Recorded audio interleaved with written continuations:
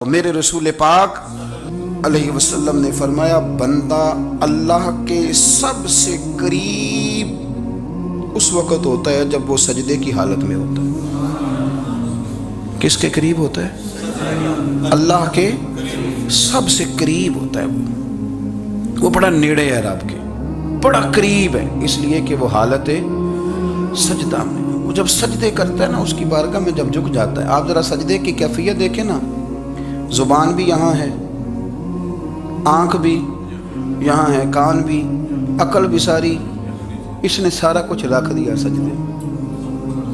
آپ وہ کبھی پیچھے جائیں تو دیہاتوں میں کہا جاتا تھا ناک سے نکیریں نکالو، بہت بڑی سزا ہوتی تھی نا، ناک سے نکیریں نکالو، بڑی سزا ہوتی تھی۔ تو اس نے کہا مالک مجھے کسی نے کہا نہیں، پر دیکھنا میں نے رکھ دی ساری عقل سجدے میں، اور رکھ کے کہا کیا؟ سبحان ربی یا اللہ، اللہ میں پست ہوں تو اعلیٰ ہے، اللہ تو میرا رب ہے اور تو سب سے اعلیٰ اتنا۔ اور فرمایا جب یہ اس کیفیت میں ہوتا ہے تو پھر یہ اپنے رب کے قریب ہوتا ہے۔ کثرت عبادت، نوافل، میرے رسول کریم علیہ السلام نے ارشاد فرمایا، حضور فرمانے لگے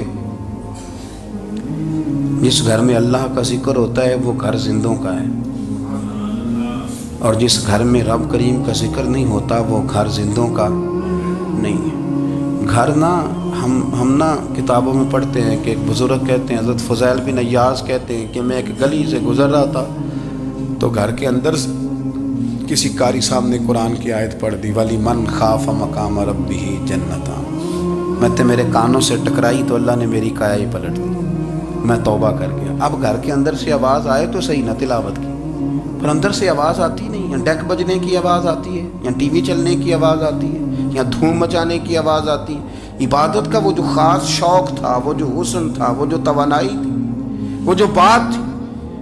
ایک جگہ پہ ہم بیٹھے تھے تو وہاں ایک صاحب آئے اور انہوں نے آتے ہی کہا کہ مہربانی کریں ذرا مجھے مصلی دے دیں، میرے نہ کچھ نفل رہ گئے۔ تو میں نے وضو کر لیا تو کوئی مصلی مل جائے، مصلی انہیں دے دیا گیا، وہ مصلی لے کے چلے گئے تو پیچھے ایک صاحب نے تبصرہ کیا، کہنے نے کتنا ریاکار بندہ ہے، لوگوں کو دکھا رہا ہے کہ میں نفل پڑھتا ہوں، ہے کو بات کرنے والی۔ میں نے اسے کہا، میں نے کہا تو مہربانی کرنا اس طرح کی ریاکاری تو بھی کر، پکڑ مصلی اور جا تو بھی تھوڑی ریاکاری کر کے آ، اٹھ ذرا شکر کر، کوئی یہ ریاکار بھی ملا ہے، کوئی نفل پڑھ کے ریاکاری کر رہا ہے۔ اللہ کا میں کہتا ہوں کو پڑھے تو صحیح نہ، یہ کوئی دور ہے نفل پڑھنے کا؟ اس میں تو لوگوں کا مزاج ہی نہیں، طبیعت ہی نہیں۔ میں نے کہا چل مہربانی کر یہ لے مصلی اور تو بھی جا تھوڑی سی، یا کر یا ریاکاری کرو تو صحیح نا، مزاج ہی نہیں، ذوق۔ جمعے کی نماز پڑھ کے یوں دنیا بھاگتی ہے، او ہو پتہ نہیں کون سی پیچھے آگ تھی جو بجھائی جائے گی، اور آج تک لوگ مسئلہ پوچھ رہے ہیں کہ تمہیں کی بات والی سنتیں کتنی ہوتی ہیں۔ میں نے کہا کتنے سال ہو گئے جمعہ پڑھتے، کتنے سال ہو گئے، ابھی تک سنتوں کا نہیں پتہ، ابھی تک نے علم کے پہلے کتنی رکھتے ہیں اور بعد میں کتنی رکھتے ہیں۔ فجر کی سنتیں کب پڑھنی چاہیے؟ سنو فجر کی سنتوں کے بارے میں۔ میرے رسول کریم سید عالم صلی اللہ تعالیٰ علیہ وسلم سے ایک صحابی نے پوچھا تھا، حضور میری فجر کی سنتیں رہ گئیں یا رہ جاتی ہیں تو حکم کیا ہے؟ کیا انداز ہے حضور کا؟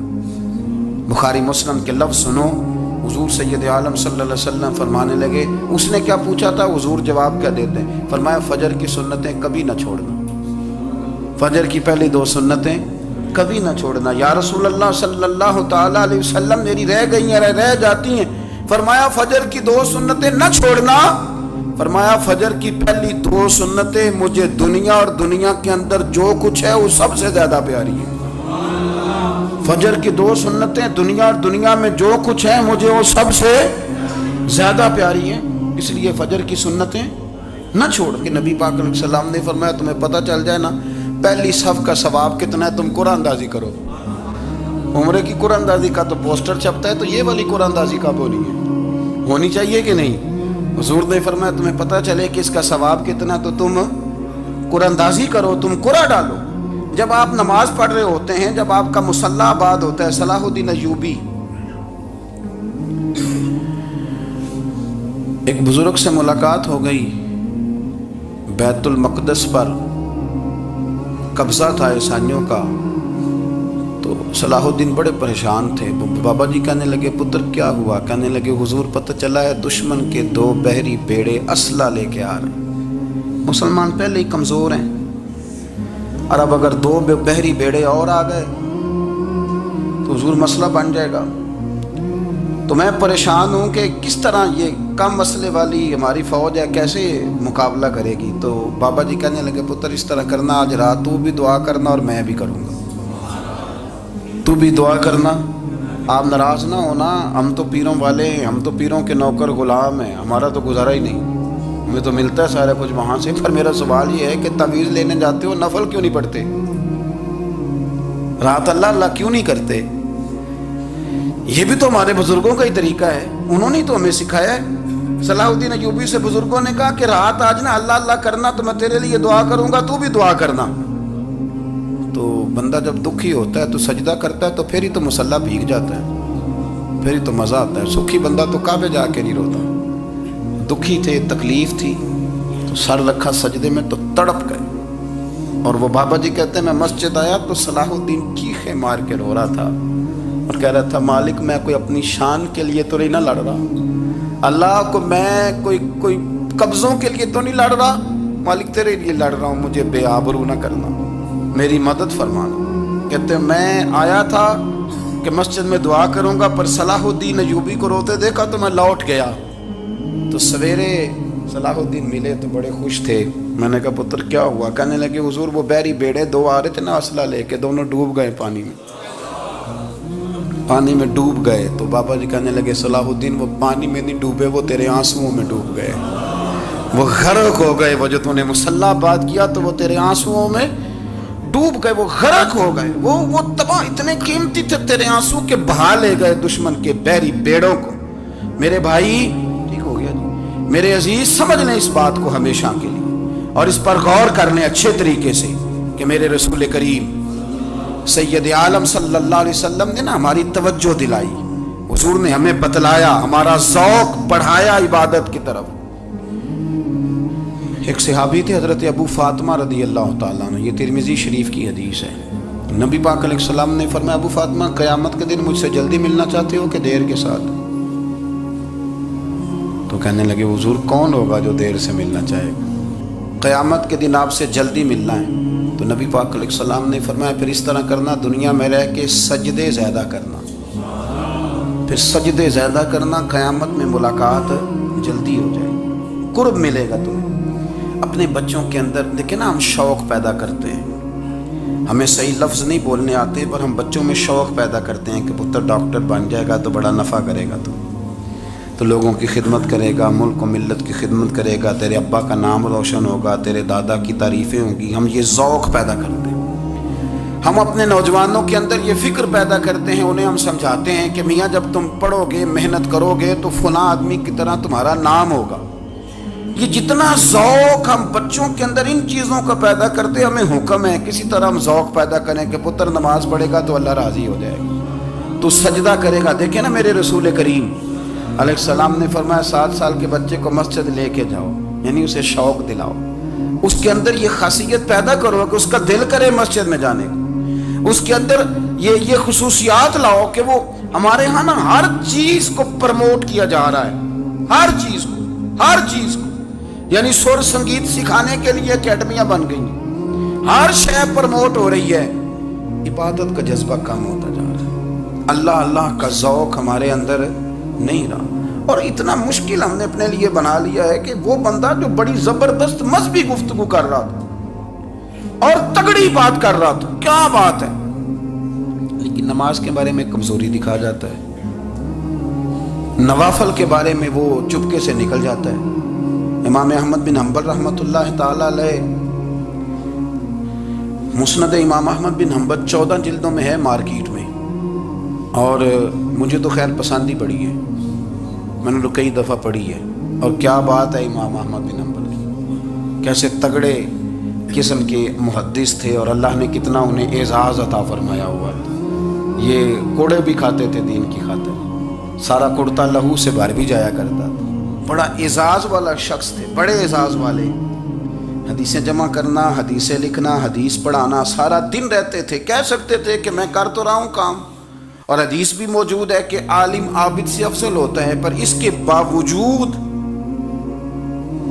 امام احمد بن حنبل رحمۃ اللہ علیہ 300 نفل فرض نمازوں کے علاوہ پڑھا کرتے تھے، 300 نوافل روز پڑھا کرتے تھے۔ ان کے بیٹے نے کہا ابا جی مکان خریدنا ہے تو کچھ جگہ کہاں کر کے لوں، بہت ساری آبادیاں، تو فرمایا پتر وہاں لینا جہاں مسجد قریب ہو۔ میرے رسول کریم سید عالم صلی اللہ علیہ وسلم اتنا پسند کرتے مسجد کو، اتنا پسند کرتے نماز کو کہ رسول کریم صلی اللہ علیہ وسلم تہجد کی نماز بھی پڑھتے، پھر حضور فجر کی نماز بھی پڑھتے، نبی پاک وتر کو الگ کر کے پڑھتے، عشاء کے ساتھ نہیں پڑھتے۔ یہ تو ہم اس لیے اجازت دی ہمارے بزرگوں نے کہ بعد میں اٹھے گا کون علیحدہ وتر پڑھنے کے لیے، عشاء کے ساتھ پڑھ لیں۔ وتر پڑھتے، تہجد پڑھتے، فجر پڑھتے، اشراق پڑھتے، چاشت پڑھتے، پھر مغرب کی نماز کے بعد 6 رکعت اوابین پڑھتے، پھر رات کو صلاۃ اللیل پڑھتے۔ سیدہ عائشہ صدیقہ کہتی ہیں زمانہ سو جاتا اور میرے رسول مصلی بچھا کے کھڑے ہو جاتے۔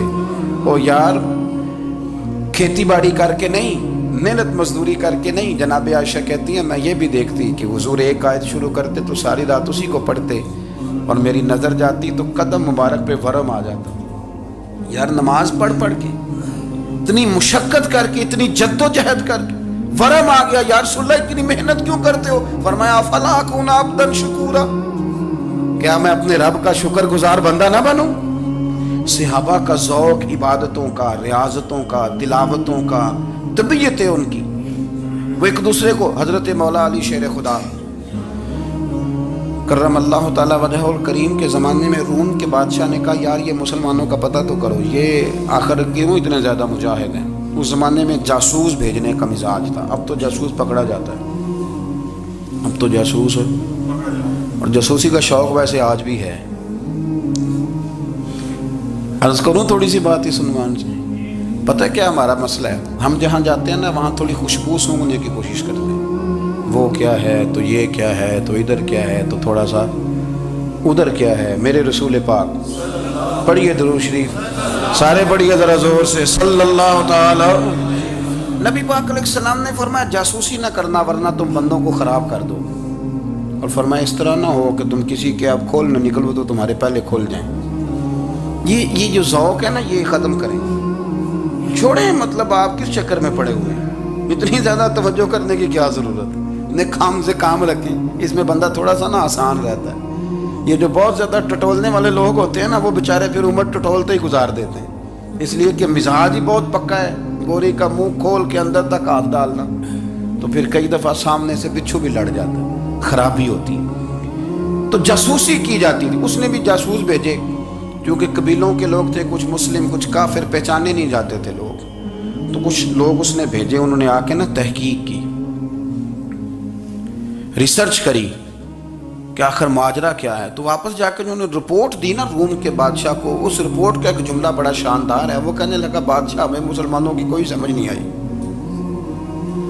ہمیں کوئی سمجھ نہیں آئی۔ انہوں نے کہا بھی کیوں نہیں سمجھ آئی؟ کہنے لگے یار عجیب بندے ہیں، جب رات مصلی پہ بیٹھتے ہیں تو یوں لگتا ہے ان کا دنیا سے رشتہ ہی کوئی نہیں، کوئی کسی کو نہیں جانتا، کوئی اپنے دکھ سنا کے رو رہا ہے، کوئی اپنی بات کر کے رو رہا ہے، لگتا ہے کہ ان کا کوئی رشتہ ہے ہی نہیں جب مصلی پہ بیٹھتے ہیں۔ اور فرمایا جب سویرے یہ جہاد کرنے نکلتے ہیں تو لگتا ہے ان سے زیادہ دلیر ہی کوئی نہیں، حالانکہ جو مصلوں پہ رونے دھونے کے لوگ ہوتے ہیں وہ کئی دفعہ جہاد میں کام نہیں کرتے، لیکن عجیب لوگ ہیں کہ رات کے راہب ہیں، دن کے مجاہد ہیں، کوئی سمجھ نہیں آتی۔ میرے عزیز ان لوگوں نے مصلی آباد کر کے رکھا، تلاوتیں ان کا ذوق رہی، منزل روز پڑھنا، اسباق پڑھنا، وظائف پڑھنا، یہ ان کا ذوق رہا۔ شیخ شہاب الدین سہروردی رحمۃ اللہ علیہ، اس پر ایک بندے نے اعتراض کیا، اس نے کہا جی آپ کس قسم کے صوفی ہیں، مرید بیٹھے ہیں اور آپ وہاں نفل پڑھ رہے ہیں؟ یہ بھی بڑا مسئلہ ہوتا ہے نا، جو بندہ ملنے آتا ہے وہ اپنے ٹائم کے حساب سے آتا ہے، اور اس کا یہ بھی خیال ہوتا ہے کہ پیر صاحب جو ہیں وہ چونکہ درویش ہیں تو نہ انہیں روٹی کھانی چاہیے نہ سونا چاہیے، چونکہ وہ درویش ہیں، اور ہم چونکہ درویشوں کے ماننے والے ہیں لہذا ہمارا یہ طریقہ ہونا چاہیے کہ جیسے ہم کہیں درویش ویسے ہی کر جائے۔ حالانکہ جس کو ہم درویش کہیں گے آپ اس کی مانیں گے، آپ منوائیں گے نہیں، ہمارا مزاج ہوتا ہے शेख शहाबुद्दीन पर लोगों ने इतराज की, हुजूर लोग मिलने आए हैं, जियारत करने आए हैं, बंदे दुआ कराने आए हैं, अल्लाह अल्लाह कराने आए और आप नफल पढ़ रहे हैं। क्या जुमला है, क्या हुस्न है, क्या खूबसूरती है। फरमाने लगे रब रसूल से मांगने के लिए मुसल्ला बिछाया है, अगर वहां से मांगूंगा नहीं तो तुम्हें दूंगा क्या। पहले मुझे कुछ ले तो लेने दो, अगर मेरे पल्ले कुछ है होगी तो आगे दूंगा ना। तो मैं मांगने गया था कि या अल्लाह दे, तेरे बंदे लेने आए, दे तो मैं कुछ लूंगा तो आगे दूंगा ना। लेकिन हमारा ये स्टेटस, ये मिजाज, ये शऊर नहीं है। गप्पे, कहानियां, दास्ताने, गुफ्तगू, खिताबत, वाज, क्या बात। लेकिन अगर कुछ करने का काम हो तो वो नहीं हमसे होता। मेरे नबी करीम अलैहिस्सलाम ने मुसल्ले से दिल लगाने का दर्स दिया। हुजूर ने तवज्जो दिलाई। सहाबा इस ज़ौक़ के हामिल लोग थे, वो कोशिश करते थे। जनाब सिद्दीक़ अकबर रज़ी अल्लाह ताला अन्हु का इबादत का मिजाज हमेशा कायम रहा। हज़रत उमर फ़ारूक सारी सारी रात अल्लाह के हुजूर खड़े रहे। हज़रत उस्मान गनी रज़ी अल्लाह ताला अन्हु इशा की नमाज पढ़ के 2 रकतों की नियत बांधते थे। 15 सिपारे पहली रकत में पढ़ देते थे और 15 सिपारे कुरान मजीद के दूसरी रकत में पढ़ देते थे। आपने ना हज़रत उमर फ़ारूक के विसाल के बाद उनकी एक बेवा से निकाह किया। हज़रत उस्मान गनी ने निकाह किया। वो खातून आपके निकाह में आई तो अर्ज़ करने लगी, अमीरुल मोमिनीन, मेरे लिए एजाज़ तो बहुत है कि मैं अमीरुल मोमिनीन की बेवा थी तो अमीरुल मोमिनीन की मनकूहा हो गई हूँ, लेकिन हुजूर न तो मैं जवान हूँ कि मेरे अंदर रग़बत होती और ना मैं अब इस काबिल हूँ कि कोई खिदमत कर सकूँ। मेरे साथ निकाह की वजह क्या बनी? तो उस्मान गनी रो पड़े। फरमाने लगे, मैंने उमर फ़ारूक को मस्जिद में अपने रब से डरते हुए देखा है, मैंने उसे रोते हुए देखा है, अदल करते देखा है, इंसाफ करते देखा है, उम्मत की खैर खाई करते देखा। तुम्हारे साथ निकाह इसलिए किया है कि तुम मुझे ये बताओ कि उमर फ़ारूक घर के अंदर अपने रब को कैसे राज़ी करते थे, घर के अंदर कैसे राज़ी करते थे, वो तरीके बतलाओ, तुम बताती जाना और मैं भी उसी तरह घर में इबादत करूँ। अपना ज़ौक़, अपनी तबीयत, हमने ना ज़ौक़ गलत बना लिया है। अगर 20 बंदे कह भी देंगे तूने बड़ी शानदार तिलावत किया तो क्या उससे बनेगा? 100 बंदा कह भी दे तेरी क्या बात है, क्या बात है नात खां की, क्या बात है अल्लामा साहब की, पीर साहब, पीर मेहर अली शाह साहब रहमतुल्लाह अलैह। आप तशरीफ़ फरमाते तो आपके एक ही बेटे बाबूजी जिनको कहा जाता है, जिस दिन साहबजादे पैदा हुए तो खादम ना वहाँ से निकला। इन लोगों के शौक़ और तरह के थे ना, तो इनकी तवज्जो भी अपने शौक़ की तरफ रहती। तो खादम निकला अंदर से, पीर साहब मुबारक हो, पीर साहब मुबारक हो, पीर साहब मुबारक हो, पीर साहब मुबारक हो। शोर कर रहे हैं तो पीर साहब को वजद हो गया, अल्लाह अकबर, अल्लाह अकबर, अल्लाह। वो क्या हुआ, किस बात की मुबारक दे रहे हो? इसकी हुजूर अल्लाह ने बेटा दिया है। तो आप फरमाने लगे, अच्छा हुजूर आप क्या हुआ, आप तो परेशान हो गए। फरमाने लगे, जब तूने 3 दफ़ा कहा ना मेहर अली को मुबारक हो, तो मैं समझा था शायद तुझे किसी ने बता दिया है कि मेहर अली से अल्लाह राज़ी हो गया। मैं समझा था कि शायद तू ये खबर लेके आया है कि किसी ने बताया है कि मुझे आज खबर मिली है कि मेहर अली से रब, अच्छा पुत्र हुआ है, अल्हम्दुलिल्लाह, अल्लाह का शुक्र है। पर मेरे लिए मुबारक का दिन वो होगा जब मेरा रब कहेगा कि मैं मेहर अली से राज़ी हूँ, मेरे महबूब कहेंगे कि मैं मेहर अली से। आप बात को समझे। शौक़ ही किसी और तरफ था, दिल ही कहीं और लगा हुआ था, तबीयत ही कहीं और माइल थी। कोई वजीफा पूछते थे तो पढ़ते थे वो लोग, कुछ अल्लाह अल्लाह उन्हें बताई जाती थी तो करने का ज़ौक़ रखते थे, तबीयत थी, कायल थे। हज़रत रबी कहते हैं मैं बड़ी दूर से सफ़र करके गया हज़रत अवैस करनी से मिलने, बड़ी दूर से। और जब मैं पहुंचा तो फजर का वक़्त था, तो हज़रत वैसे करनी को मैंने पा लिया। तो वो नमाज पढ़ के ना कुरान शरीफ लेके बैठ गए। फरमाते हैं इशराक चाश्त का वक़्त हुआ तो नफलों की नीयत बांध ली। मुहद्दिस इब्नुल जौज़ी ने लिखा है, फरमाते हैं फिर जब ज़वाल का वक़्त हुआ तो मस्जिद में झाड़ू देने लग गए। ज़ोर की नमाज़ पढ़ के तो असर की तैयारी तक वो मस्जिद में बैठे रहे। और मेरे नबी पाक अलैहिस्सलाम ने फरमाया, जो नमाज के इंतज़ार में बैठा हो वो नमाज ही में है, वो नमाज ही में है। फरमाया मेरी दुनिया, मेरी उम्मत की जो रहबानियत है ना, वो इतनी है कि नमाज का इंतज़ार करें। आज़ान के बाद नमाज का ये राहब है, ये इस वक्त छोड़ के बैठे हैं सारा कुछ। फरमाते हैं असर तक उन्होंने अल्लाह अल्लाह की, फिर मगरिब तक की, इशा की नमाज हुई तो नमाज पढ़ी तो वो थक गए। अब मुझे वो फारिग हुआ, मुसल्ला छोड़े तो मैं मुलाकात करूँ ना। یہ آپ حیران نہ ہو کہ اتنی دیر بندہ کیسے اللہ اللہ کر، ہم نے کی نہیں نا اس لیے ہم پریشان ہیں۔ جو عادی ہوتے ہیں وہ کر بھی لیتے ہیں، وہ یہ کام، میری بات کی سمجھ آ رہی ہے؟ جب جاتے ہو کسی دفتر میں تو 8 گھنٹے کھڑے رہ لیتے ہو نا، مجبوری ہوتی ہے تو کھڑے رہا جا سکتا ہے۔ پاسپورٹ کے دفتر بولیے، امیگریشن کی لائنوں میں، اور میں نے تو امبیسیوں میں بندے 12 گھنٹے پہلے جا کے کھڑے دیکھے، رہ لیتے ہیں کھڑے۔ تو اگر ان کاموں کے لیے رہا جاتا ہے تو اللہ رسول کے لیے بھی کھڑے رہا جا سکتا ہے۔ تو فرمانے لگے کہ جب عشاء کی نماز کے بعد آخر انسان تھے، تھک گئے، نیند کا غلبہ ہوا، تو تھوڑی ایسے آنکھ بند ہوئی تو کھلی تو رونے لگے۔ حضرت ویسے کر دیا، رو کے کہنے لگے مالک مجھے غافل تو نہ کر، ابھی میں نے کیا بھی کچھ نہیں، دن ختم ہو گیا، کوئی نفل نہیں، کوئی اللہ اللہ نہیں، اللہ مجھے غافل نہ کر، میری مدد فرما۔ فرماتے ہیں جب وہ روئے تو میرے ساتھ جو شخص تھا، میں نے کہا اٹھو چلیں، کہنے لگا حضور ملنا نہیں، فرمایا جو میں لینے آیا تھا وہ مجھے مل گیا ہے، جو میں ان سے سیکھنے آیا تھا وہ مجھے نصیب ہو گیا، اب اور میں نے کیا لینا، ختم ہو گئی بات، اٹھو چلیں۔ اللہ کے بندوں نے حضرت ربیہ بن کعب اسلمی رضی اللہ تعالیٰ عنہ فرماتے ہیں، کہتے ہیں جب بنو قریظہ اور بنو نذیر یہودیوں کے ساتھ حضور علیہ السلام نے جنگ کا اعلان فرمایا تو وہ دشمن ہو گئے، ہمیں خطرہ تھا کہ وہ رات کو کہیں محبوب کو تکلیف نہ دیں، تو کچھ لوگ نا تلواریں لے کے نبی پاک کے دروازے پہ پہرے داری کرتے تھے۔ گن مین رکھنا حرام نہیں، اگر کسی کو واقعی خطرہ ہو تو اس کے لیے سنت بھی ہے۔ حضرت علی المرتضیٰ تلوار لے کے حضور کے گھر کا پہرا دیتے تھے۔ حضرت ربیہ بن کعب اسلمی رضی اللہ تعالیٰ عنہ فرماتے ہیں کہ رات میری ڈیوٹی تھی کہ میں حضور کے گھر کا پہرا دوں گا، تو فرماتے ہیں میں باہر سن رہا تھا، ساری رات ہی میرے نبی پاک نے اللہ کی تسبیح پڑھی، ساری رات، کبھی تسبیح، کبھی تحلیل، کبھی تحمید، کبھی تکبیر، ساری رات۔ فرماتے ہیں ساری رات حضور پڑھتے رہے اور ساری رات ہی میں سنتا رہا، مجھے اونگ آ گئی، میری آنکھ لگ گئی، حضور ابھی پڑھ رہے تھے، میں تھک کے سو گیا۔ اور فرماتے ہیں جب میری آنکھ دوبارہ سے کھلی تو میرے کانوں میں پھر کوئی چیز گونجی، تو میں نے کان لگایا تو میرے حبیب ابھی بھی اللہ کو یاد کر رہے، ساری رات حضور رب کی عبادت کرتے۔ اسی لیے تو کہا یا ایھا المزمل قم اللیل الا قلیلا، حبیب ساری رات تو نہ جاگا گا، تھوڑا آرام بھی کر لیے گا۔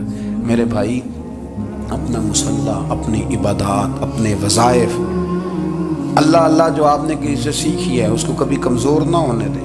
شجرہ شریف جو کسی بزرگ سے آپ لے لیتے ہیں تو کیا رسم ہے کوئی؟ اس پہ کچھ لکھا ہوتا ہے، وہ پڑھنے کے لیے دیا جاتا ہے، اس پہ لکھا ہوتا ہے کہ یہ اللہ اللہ آپ نے کرنی ہے۔